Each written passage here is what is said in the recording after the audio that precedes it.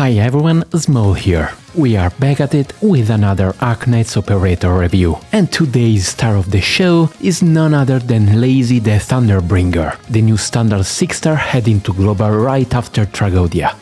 Now let's rewind a bit. OG Leizi dropped all the way back in 2020 as a 5-star chaincaster, which back then was a rather underwhelming archetype.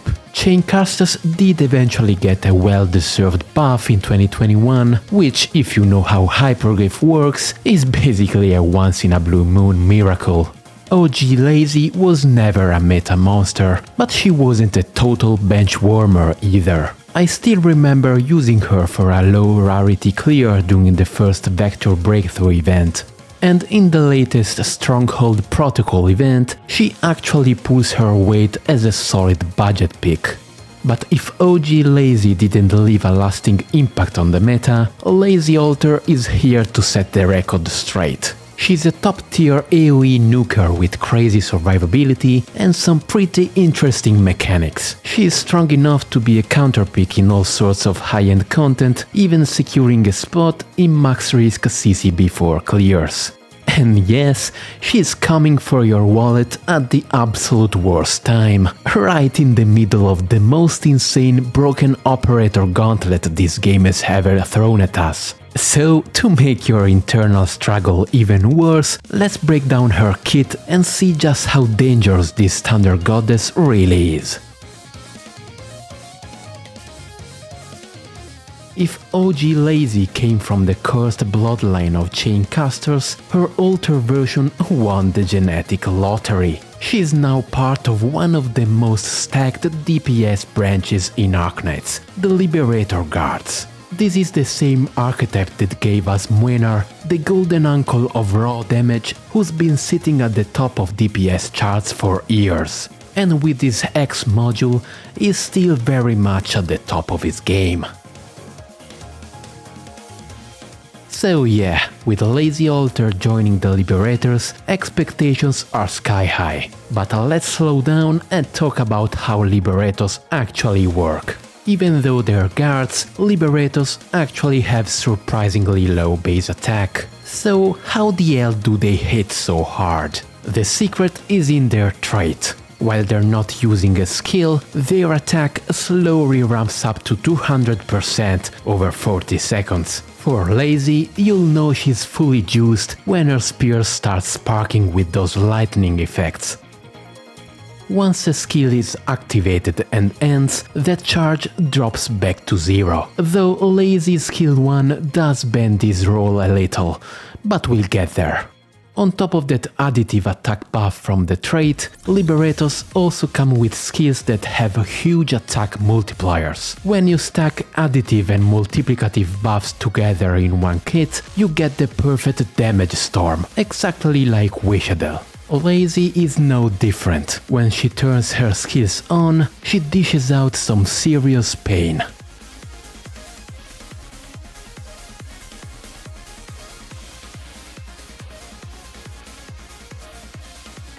To keep things balanced, Liberators have two major drawbacks. While off skill, they don't attack and they have a fixed block count of 0. And by fixed, I mean really fixed. Even if you bring Myrtle with their block increasing module, someone like Muenar still blocks literally nothing. Enemies are just gonna walk right past him like he's not there.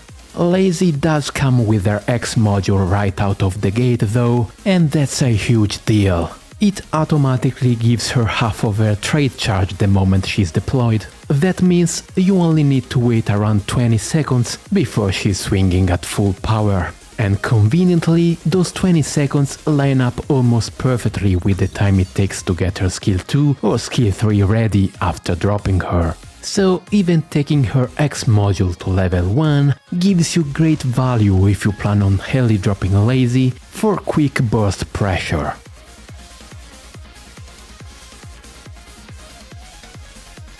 Leizi's first talent gives her something called the takeoff state whenever she's not using a skill. So most of the time you'll see her casually floating around and aura farming, just waiting for her moment to unload the real damage. Takeoff is the heart of her absurd survivability. Liberators are already tanky units by default, having big HP pools, solid defense and decent res.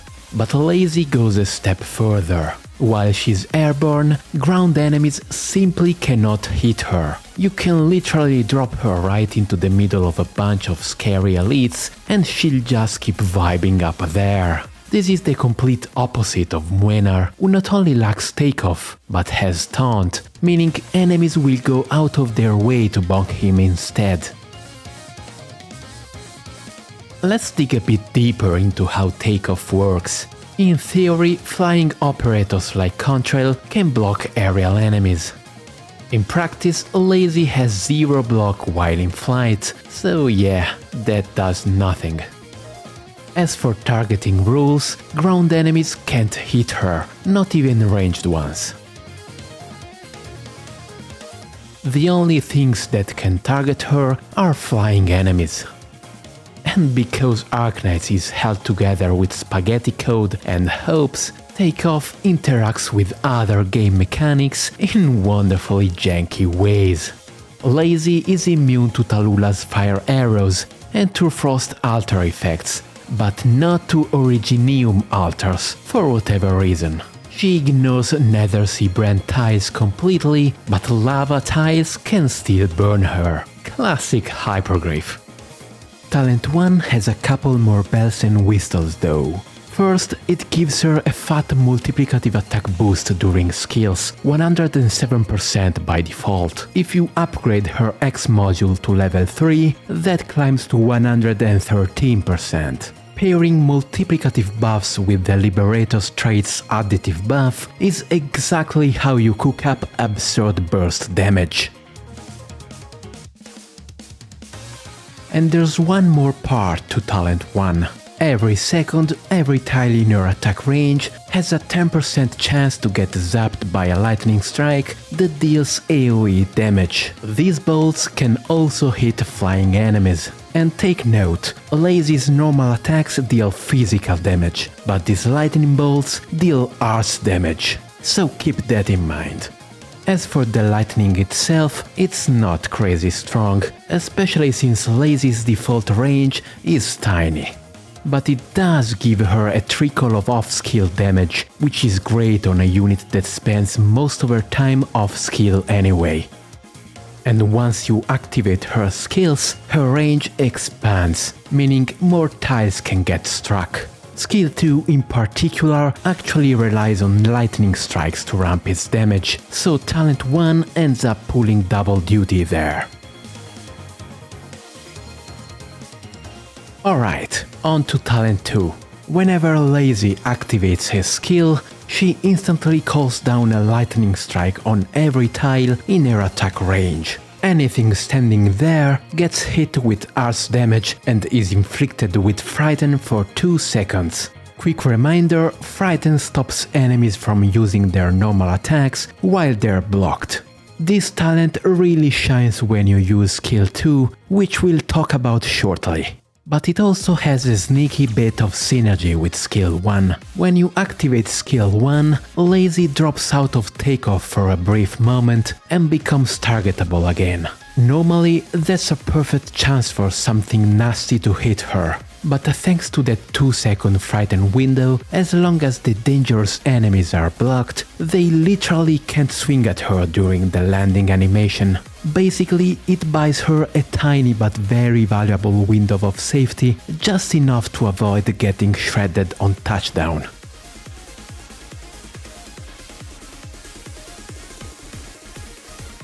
Let's take a look at Leizi's skills, starting with skill 1.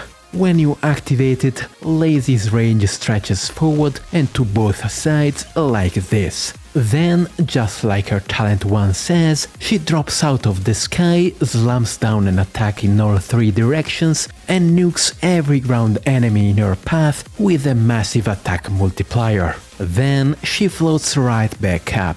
Basically, she descends from the heavens, sits on someone and deletes them. There are worse ways to go, honestly. Skill 1 can store 3 charges, and here's the best part. As long as you don't spend the final charge, her Liberator trait's attack buildup does not reset. You can check how many charges you've got left and how close the next one is by clicking on Leizi and opening her operator window. Or, if you want a quicker check, just count the lightning bolts under her. Definitely pay attention to this, because blowing that final charge means you're right back to waiting the full 40 seconds for the trait to ramp up again. Now, this skill is simple but surprisingly strong. It only costs 11 SP, which means it helps fix the usual Liberator problem. Huge downtime and no damage while off skill.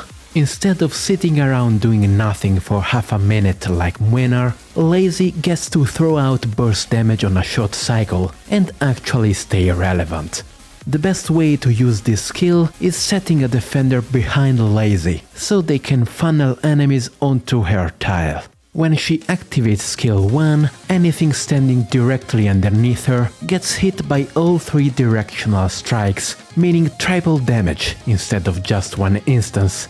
Talent 2's 2-second Frighten also helps her avoid getting stomped during the brief moment she touches the ground, and Frighten is also great for your defense line too. In fact, skill 1 is actually why she saw play in a max risk CC before clear. She helped Tragodia stall those robot dudes by stacking extra Frighten on top of his paralysis, making it take longer for them to break out of the cages. And of course, she brought her signature mix of burst damage and high survivability to the stage. So yeah, skill 1 may not be flashy like skills 2 or 3, but don't sleep on it, it's far from a throwaway skill.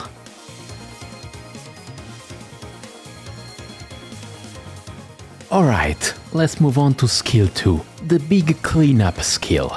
When you activate it, Leizi's range expands across ground tiles, and if nothing is in the way, no high ground tiles or walls, it basically turns into Aya skill 3 range at full stretch. But if there are walls or high ground tiles, the range gets cut short and won't pass through them. While the skill is active, Leizi can hit up to 4 enemies with physical damage. On top of that, every time a lightning strike lands, she gains a 10% attack buff, stacking up to 25 times. And if you look closely at her fully extended range, yep, exactly 25 tiles. This ties directly into Talent 2, which triggers lightning on every tile in her range upon activating a skill. So, under perfect conditions, Leizi instantly jumps to max stacks the moment you hit the skill button.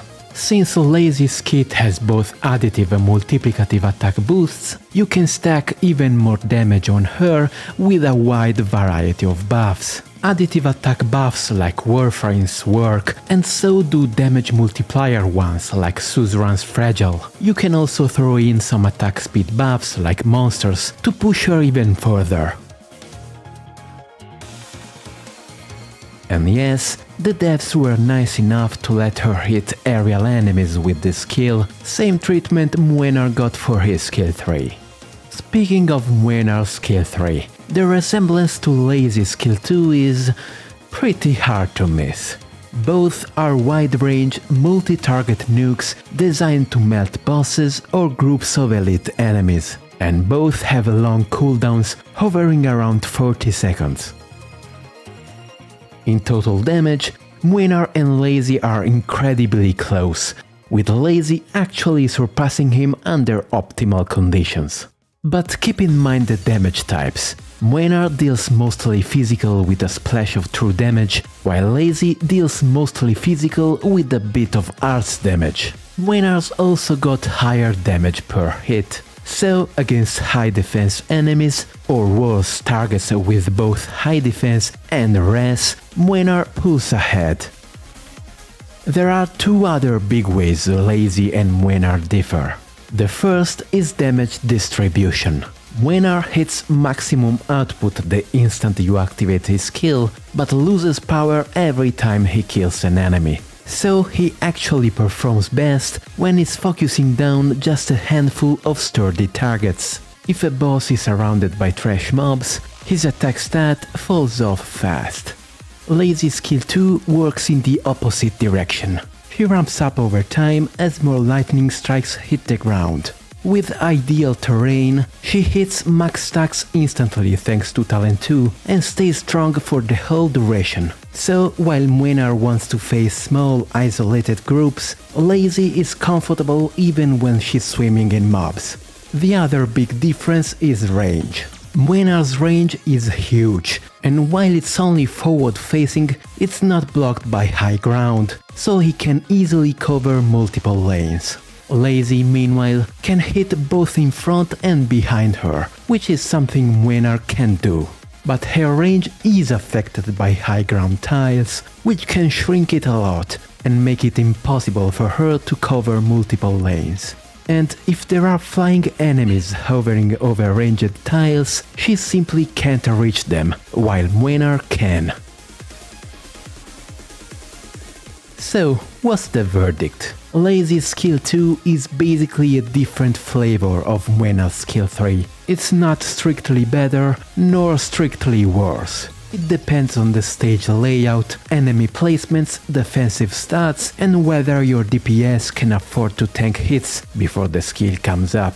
In day-to-day play, Muenar's skill 3 is usually easier and more plug and play. But if the conditions are right, Leizi's skill 2 can absolutely match him, if not surpass him.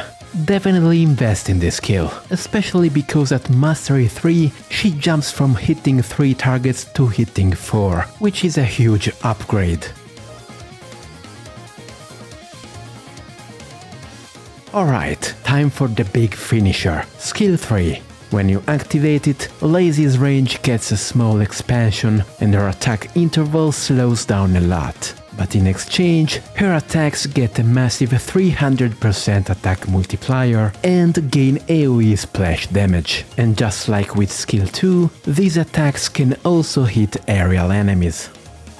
But the real star of this skill is the electric currents. Every time Leizi strikes an enemy, she generates 4 currents on that tile, each shooting out in one of the 4 cardinal directions for 3 tiles. These currents bounce off walls, high ground tiles and even Leizi herself. As they travel, they deal arts damage every 0.6 seconds and have a 15% chance to apply a 3-second frighten. So, remember how skill 2 hated high ground tiles? Skill 3 loves them. If you can trap enemies in tight, enclosed spots, you can bounce those currents back and forth, shredding everything stuck inside. And as you can see in these clips, Leizi can keep enemies frightened for basically the entire duration of the skill, which massively increases her survivability. One of the best setups is to drop Leizi directly in front of a red box. Enemies walk out, get wedged between her and the walls, and take insane damage from the rebounds. Of course, sometimes the map won't let you deploy there, but if you're a real adrenaline junkie, I guess you could try the same thing with a blue box. Yu pairs really well with Leizi's skill 3, since he can drag enemies into perfect bounce zones. Monster with their attack speed buff is another great partner. More hits means more currents, which means even more damage. Skill 3 also absolutely demolishes multi-tile bosses. Since each current can hit multiple tiles of their body and pulse arts damage repeatedly, they just get stomped. Even compared to Muenar's skill 3, the difference is shocking. And totally unrelated, let's just say IS-6 may or may not feature a certain multi-tile boss who will hate this skill. Just saying. Now, a few things to watch out for. Unlike her other skills, most of skill 3's damage is arts, and Leizi has a 0 res shred. So if the enemy has even moderately high res, Muenar starts looking a lot better. Her range is also tiny during skill 3. Unlike skill 2, skill 3 actually lets Leizi reach across lanes. But since those currents work best in tight enclosed spots, big open maps really tank her performance. Lastly, yes, Leizi can target aerial enemies while using skill 3, but the currents can only hit ground enemies. And since the currents are where most of her damage comes from, this skill is basically useless against flying enemies. Time to wrap up this review. Let's quickly go over Leizi's biggest strengths and the drawbacks you'll need to consider. First, damage. Leizi's damage ceiling is sky high, and in the right conditions, she can go toe-to-toe with the strongest operators in the game. Against multi-tile bosses or in enclosed spots where currents can bounce freely, she may actually be the top pick right now. On top of that, she offers rare flexibility. You can choose skill 2 for physical damage or skill 3 for arts damage, letting you adapt to enemy defenses in a way very few operators can. Second, survivability. Leizi's takeoff state makes her practically untouchable while off-skill, meaning you can position her aggressively without taking huge risks. Once she's on skill, Frighten provides another layer of defense, especially with the near constant uptime on skill 3. This takeoff and Frighten combo is a major reason why Leizi was able to perform in max risk CC4 clears. Third, her range. All of Leizi's skills expand her range to some degree, but skill 2 in particular stands out. Being able to hit behind herself enables placements and strategies that simply don't exist for most other burst DPS operators. Now the drawbacks. And oof, there are some.